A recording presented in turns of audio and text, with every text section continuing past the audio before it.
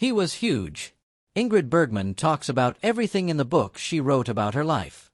Ingrid Bergman was born on August 29, 1915 in Stockholm, Sweden. She grew up in a place that was nothing like the fancy world of movies and stars. Her early years were really sad. Her mom died when she was only 3 years old, and her dad, who took pictures for a living and taught her to love performing, died when she was just 12. Without parents and very shy, she lived with other family members, but she found happiness and her dream on the stage. Even though she was quiet, Bergman showed amazing talent at showing feelings, and she chased her dream of acting with total dedication. She went to the famous Royal Dramatic Theatre School in Stockholm, the same school that taught Greta Garbo, another Swedish star. Her talent made her stand out right away, and soon she was acting in Swedish movies, where her glowing presence and natural acting won praise from critics. One of her first big roles was in the 1936 Swedish movie Intermezzo, which would later make her a worldwide star when Hollywood remade it. In 1939, movie producer David Selznick invited Bergman to come to Hollywood to star in the American version of Intermezzo, a love story where she acted alongside Leslie Howard. With her soft, natural beauty, gentle accent, and honest performances, she was totally different from the more styled-up stars of that time.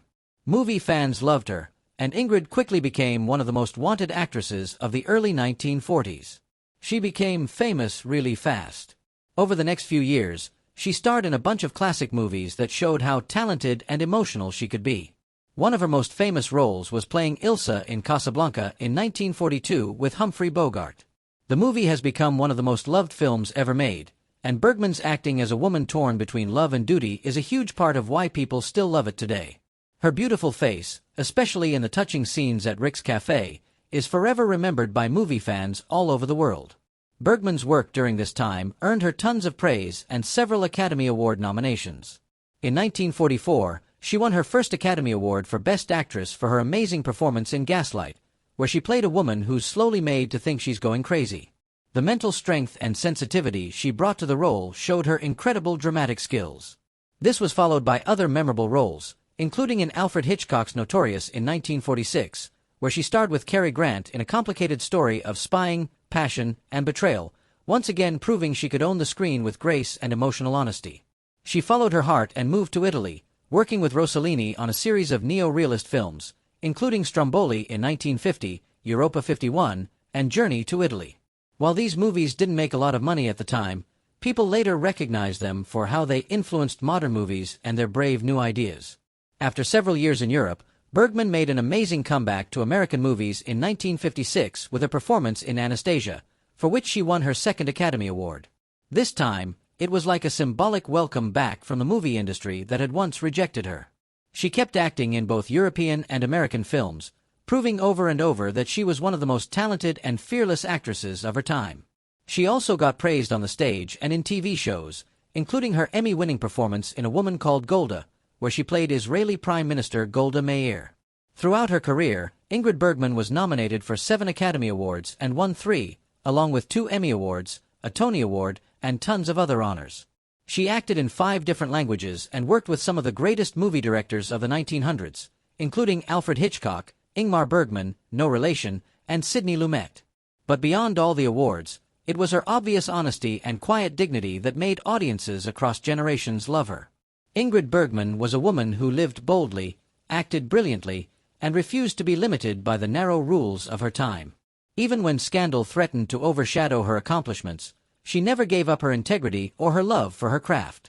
In her personal life, she experienced really high highs and painful lows, marriages, divorces, being a mother, and sickness. But she faced them all with remarkable grace. Ingrid Bergman, the famous Swedish actress known for her beauty and talent, first married Peter Aron Lindström in 1937. Lindström was a respected doctor, specifically a brain surgeon, which was a very different world from the glitz and glamour of Hollywood and international movies that Bergman lived in. Their marriage, while stable and normal at first, was marked by the difficulties of Bergman's growing fame and her increasing involvement in the film business.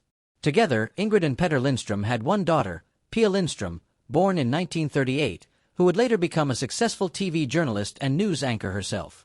Despite looking like a normal family on the outside, the couple's relationship eventually became tense, mostly because of the demands of Bergman's career and the personal challenges she faced as she got older and more internationally famous. During the late 1940s, Ingrid Bergman's life took a dramatic turn when she started a romantic relationship with the Italian filmmaker Roberto Rossellini. Rossellini was a well-known and very influential director famous for his role in creating Italian neo-realist cinema. Their affair started while Bergman was still married to Lindström, a fact that caused a lot of scandal at the time. This relationship was both passionate and controversial because it crossed the boundaries of what society expected about marriage and faithfulness. The affair became public knowledge after Bergman gave birth to Rossellini's child, a daughter named Isabella Rossellini, born in 1952.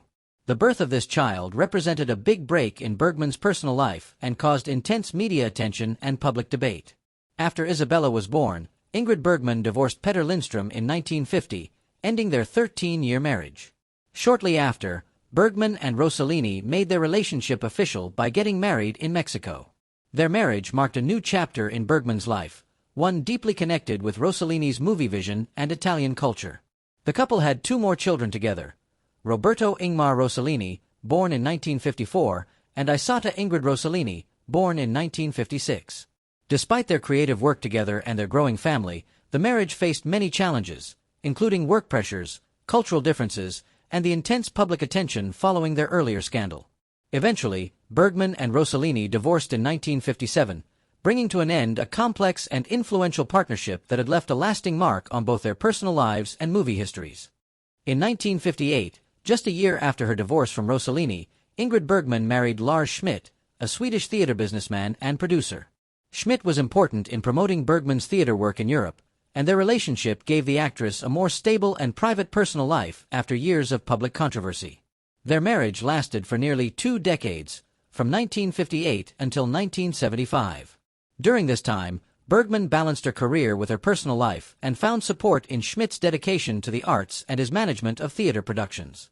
However, like many long marriages, their relationship eventually ended in divorce, closing another chapter in Bergman's complicated and many-sided personal life. When Ingrid Bergman spoke about Gregory Peck in her memoir, she didn't just talk about how big his body was, though that by itself was unforgettable. He was massive, she wrote, and the word meant way more than just a comment on his height or broad-shouldered build. It was a statement full of awe, admiration, and something almost like a confession, as though remembering a presence that had once overwhelmed her.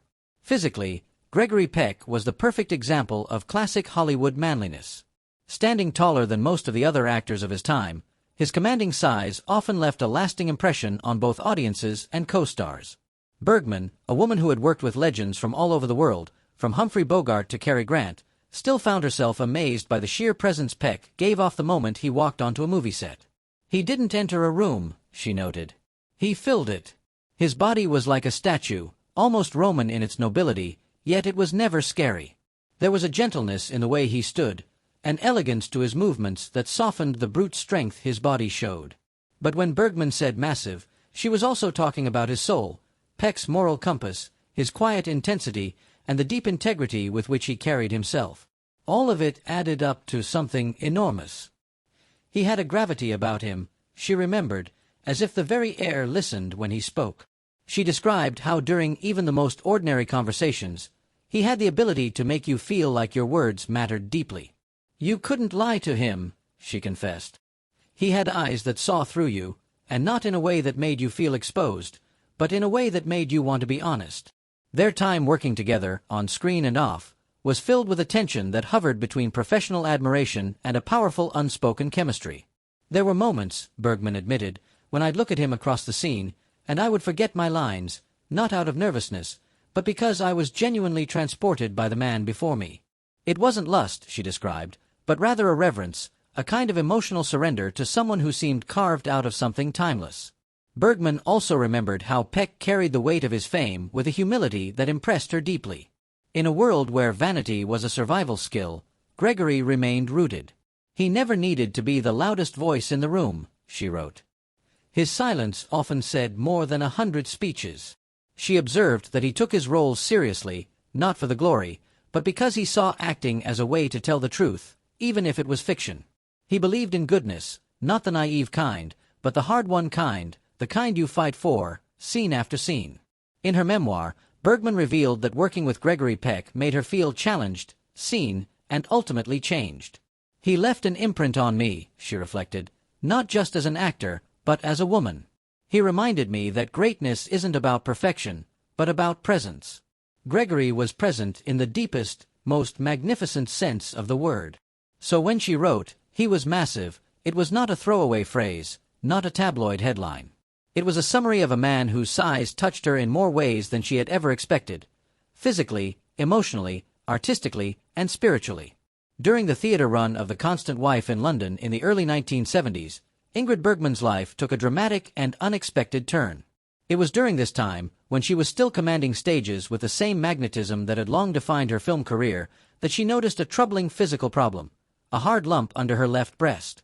Despite being in the middle of an intense performance schedule, Bergman, known for her discipline and attention to detail, acted quickly. On the 15th of June, 1974, she had surgery at a private London clinic to have the lump removed. Though the operation was kept pretty quiet, this marked the beginning of a long and difficult battle with breast cancer, one that she chose to fight with grace, courage, and an unwavering commitment to her craft. The cancer, however, wasn't done with her. Years later, while working hard on the emotionally demanding filming of Autumn Sonata, a film that would become one of her most powerful and critically praised performances, Bergman once again felt a scary lump. This second discovery made her urgently return to London, where she had another surgery. The experience was especially meaningful. Even as her body was fighting a terminal disease, she gave one of the most raw, complex, and vulnerable performances of her career under the direction of Ingmar Bergman, no relation, in a role that seemed to mirror the emotional trials of her real life. After the surgery and recovery, showing her unstoppable spirit and tireless work ethic, Bergman immediately began rehearsals for Waters of the Moon, a 1978 TV adaptation, refusing to let her illness define or limit her. Despite the ongoing progression of her disease, Bergman continued to take on meaningful roles, including one of the most important of her late career, the portrayal of Israeli Prime Minister Golda Meir in the 1981 TV film A Woman Called Golda. The choice was daring and deeply moving. Bergman was now frail, her face changed by treatments and time. Yet she inhabited Meir's persona with deep strength and dignity. Filming was exhausting, and the toll on her health was huge. But she completed the project with her usual professionalism. The performance would earn her posthumous Emmy and Golden Globe Awards, a final proof of her towering legacy in dramatic arts. Following this, Bergman retired from the public stage to her London apartment in the elegant neighborhood of Shane Gardens, located near the River Thames. The area was known for its artistic residence and peaceful charm. But for Bergman, it became a place of solitude and silent struggle. There she began getting regular chemotherapy treatments. The once glowing star who had captivated millions now faced the disease with quiet strength. Paparazzi and fans frequently gathered outside her building, camping on the pavement in hopes of a glimpse of the legendary actress. Aware of their presence but unwilling to allow them to see her weakened state, she avoided the front window. The illness had now destroyed her body. The cancer had spread to her spine, collapsing her 12th vertebra, causing her great pain and limiting her ability to move. Her right lung had stopped working entirely, and only a portion of her left lung was still working. Yet, even in these darkest days, she never gave up her inner strength.